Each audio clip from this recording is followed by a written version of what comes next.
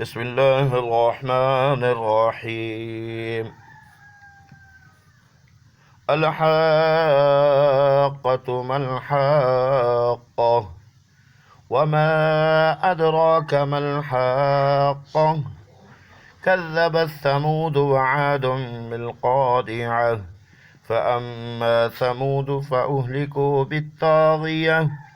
وأما عاد فأهلكوا بريح صرصر عاتية سخرها عليهم 7 ليال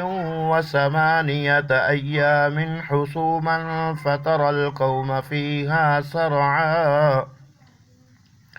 كأنهم أعجاز نخل قاوية فهل ترى لهم من باقية وجاء فرعون ومن قبله والمؤتفكات بالخاطئة فعصوا رسول ربهم فأخذهم أخذة رابية إنا لما طغى الماء حملناكم في الجارية لنجعلها لكم تذكرة وتعيها أذن واعية فإذا نفخ في الصور نفخة واحدة وحملت الأرض والجبال فدكتا دكة واحدة فيومئذ وقعت الواقية وانشقت السماء فهي يومئذ واهية والملك على أرجائها ويحمل عرش ربك فوقهم يومئذ 8 يومئذ تعرضون لا تخفى منكم خافية فأما من أوتي كتابه بيمينه فيقول هاؤم اقرءوا كتابيه إني ظننت أني ملاك حسابيه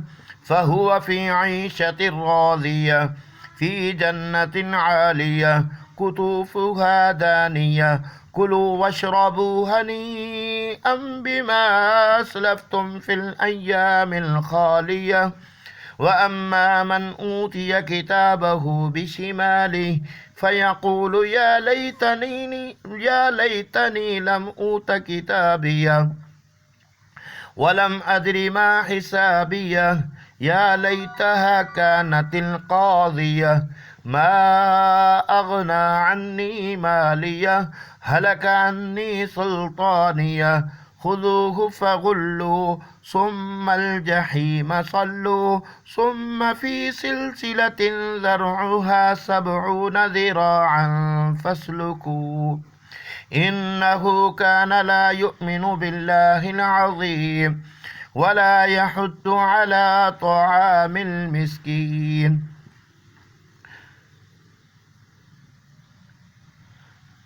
فليس له اليوم هاهنا حميم ولا طعام إلا من غسلين لا يأكله إلا الخاطئون فلا أقسم بما تبصرون وما لا تبصرون إنه لقول رسول كريم وما هو بقول شاعر قليلا ما تؤمنون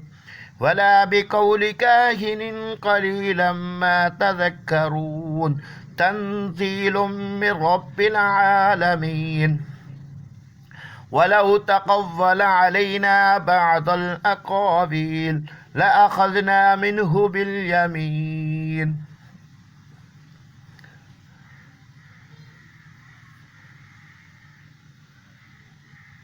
ثم لقطعنا منه الوتين فما منكم من أحد عنه حاجزين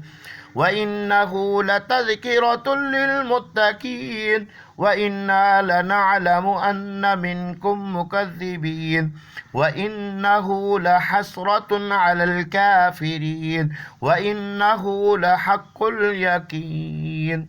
فسبح باسم ربك العظيم آمنت بالله صدق الله العلي العظيم.